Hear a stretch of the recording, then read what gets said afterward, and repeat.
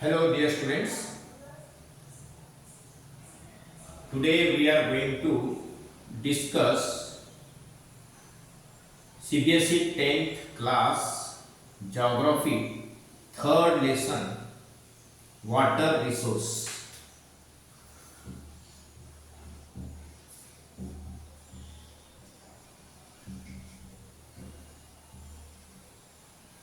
Water resource.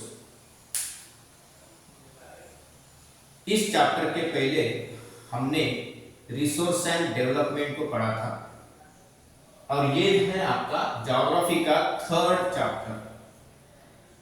इस lesson में हमें पढ़ना क्या है?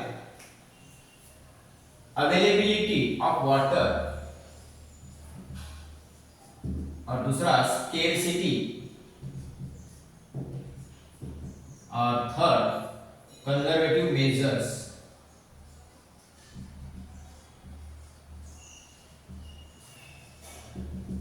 ये तीन चीजों को हमने पढ़ना है इस चैप्टर में। अवेलेबिलिटी की अगर बात करेंगे तो टोटल अर्थ का 75% पार्ट वाटर से कवर्ड है, मोर देन 75%। लेकिन हमें सिर्फ 2% पानी ही हमें फ्रेश वाटर के माध्यम से मिलता है, जिसे हम कहते हैं ड्रिंकिंग वाटर के लिए, पर्पस के लिए। फिर बाकी का जो पानी है, वाटर है, वो कहां पे है? तो बाकी का पानी यानी वाटर वो आपको ओशियन, सीज, ग्लेशियर्स इसके माध्यम से मिलेगा। But that water can not be utilised. So what kind of water in the earth can be utilized? The water from inside the earth, जिसको हम कहते हैं ग्राउंड वाटर, उसको हम इस्तेमाल कर सकते हैं। लेकिन पैराडॉक्सिकल सिचुएशन इस तरह से है कि इतना सारा पानी अवेलेबल होने के बावजूद भी पीने की किल्लत क्यों होती है? ड्रिंकिंग वाटर सफिशिएंट क्यों नहीं मिल पाता है? कहीं जगह बहुत सारा पानी है, अवेलेबल है, लेकिन कहीं जगह पे तो आपको बिल्कुल पानी नजर ही नहीं आता है। इंडिया की बात करेंगे तो इंडिया में वाटर स्केर्सिटी बहुत ज्यादा है। हम शहरों में होने के बावजूद भी बहुत सारी फैसिलिटीज हमारे पास आने के बावजूद भी पानी की स्केर्सिटी बहुत ज्यादा दिखती है, पर्टिकुलर इन समर सीजन। ऐसा क्यों? तो सबसे पहले हम देखेंगे कि ये वाटर स्केर्सिटी क्यों होती है। स्केर्सिटी का मतलब शॉर्टेज ऑफ ड्रिंकिंग वाटर और shortage of water which is use for human activities. तो क्यों है वाटर शॉर्टेज, क्यों होता है? तो सबसे पहला रीजन है, हम यहां बता सकते हैं, तो वाटर स्केर्सिटी का रीजन, सबसे पहला रीजन हम बता सकते हैं, वो है ग्रोइंग पॉपुलेशन।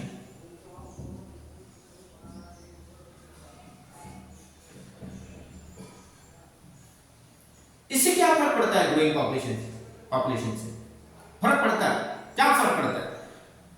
जैसे जैसे पॉपुलेशन बढ़ती जाएगी वैसे वैसे फूड की रिक्वायरमेंट भी बढ़ेगी।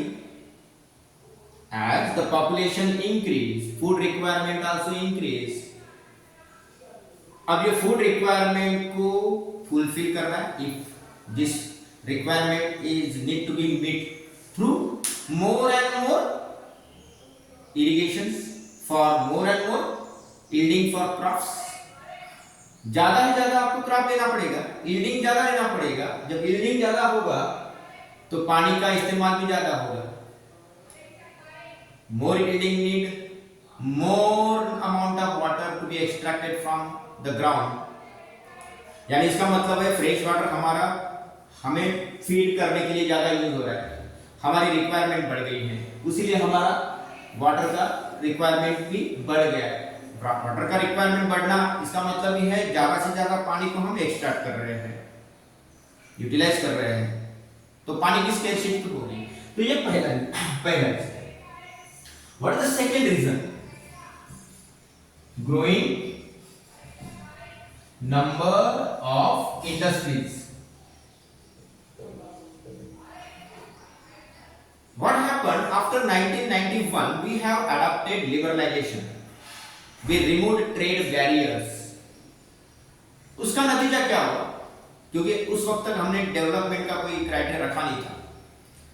क्योंकि डेवलपमेंट का क्राइटेरिया आज के युग में वही है जिनका प्रोडक्शन ज्यादा है, जिनका मैन्युफैक्चरिंग ज्यादा है, वही डेवलपमेंट का हिस्सा बन सकते हैं, ही डेवलप कंट्री कहे जाएंगे, अदरवाइज नहीं। फिर डेवलप अपने आप को करने के लिए हमने क्या किया? ज्यादा से ज्यादा इंडस्ट्रीज को हमने यहाँ बुलाया, या फिर हमने टेक्नोलॉजी सीखी और ज्यादा से ज्यादा मैन्युफैक्चर करना शुरू किया। क्योंकि ज्यादा से ज्यादा मैन्युफैक्चर करना, इसका मतलब ये है कि इंडस्ट्रीज को लगने वाली जो पावर है वो हमने जनरेट करना शुरू किया। अब पावर जनरेशन हमने हाइडल पावर को जनरेट किया, यानी इसका मतलब पानी का इस्तेमाल करके हमने पावर को जनरेट किया। हाइड्रो इलेक्ट्रिसिटी का इस्तेमाल बढ़ने लगा। उस वजह से भी पानी की रिक्वायरमेंट पहले सिर्फ खेती के लिए हुआ करती थी, अब कारखानों के यूज के लिए भी यूज होने लगा। तो ऑब्वियसली शॉर्टेज तो होना ही है, वाटर स्कैर्सिटी तो होनी है। ये सेकेंड रीजन है। थर्ड रीजन क्या है? तो third reason urbanisation.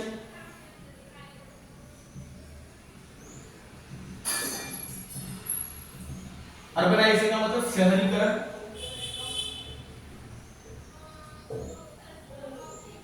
Factories open हो रही है, लोगों को काम मिलने लगा है, तो गांव छोड़ के लोग शहर की तरफ आ रहे हैं, अच्छी लाइफस्टाइल जी रहे हैं लोग। जब अच्छी लाइफस्टाइल जी रहे हैं, इसका मतलब है ग्राउंड वाटर का भी इस्तेमाल, यानी फ्रेश वाटर का भी इस्तेमाल ज्यादा हो रहा है। We can see that more number of apartments are being constructed in urban areas, and that more amount of apartment need more amount of water extracted from the from the earth.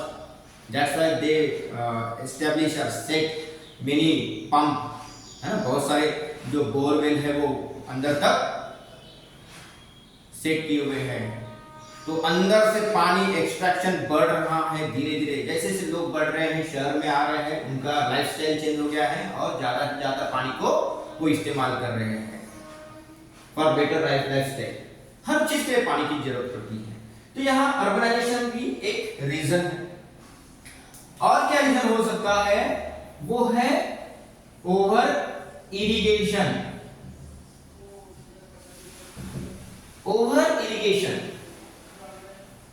बढ़ती हुई जनसंख्या, population के लिए food requirement बढ़ रहा है, तो food requirement बढ़ रहा है तो इरिगेशन फैसिलिटीज भी प्रोवाइड करना कंपलसरी हो गया है, क्योंकि हमने अडॉप्ट किया है मॉडर्न टेक्नोलॉजी। फार्मिंग में भी मॉडर्न टेक्नोलॉजी अडॉप्ट किया 1960 के बाद, जब नए मॉडर्न इनपुट्स हम यूज कर रहे हैं, जैसे कि HYV सीड्स है, उसके बाद में फर्टिलाइजर्स है, पेस्टिसाइड्स है। इसका इस्तेमाल जब ज्यादा हो रहा है तो इस तरह के मॉडर्न इनपुट्स के लिए वाटर फैसिलिटीज यानी वाटर डिमांड भी ज्यादा होती है। और ये वाटर डिमांड कहां से ज्यादा होगी है? जब हम डैम्स क्रिएट करते हैं तो डैम का पानी भी इरिगेट हो रहा है। उतना ही नहीं, हमने बहुत सारे फार्मर्स ने हर अपने खेत में पंप लगाए हुए हैं और उस पंप से पानी इरिगेट कर रहे हैं अपने खेत के लिए, तो पानी का ओवर यूटिलाइजेशन हो रहा है। इसका मतलब over irrigation is also one of the most important reason for water scarcity. ये एक रीजन है। फिफ्थ रीजन वो है use of fertilisers. Use of fertilisers and the effluent coming from the factories.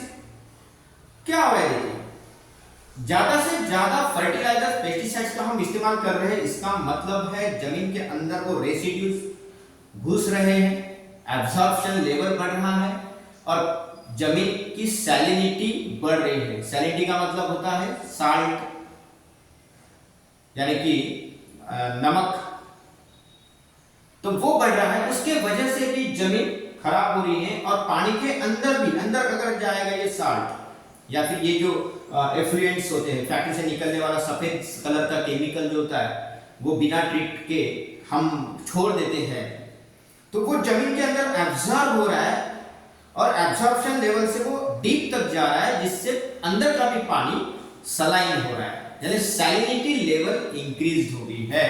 अब वो सलाइन वाटर की वजह से क्या हो रहा है, हमारा यूज कम हो रहा है, हम उस पानी को ज्यादा यूज नहीं कर सकते और ड्रिंकिंग वाटर हम तो मुश्किल जाएगा। तो ये भी रीजन है use of fertiliser. So in this video we have seen water scarcity and reasons for water scarcity. ये 5 मार्क के क्वेश्चन आपको आएगा।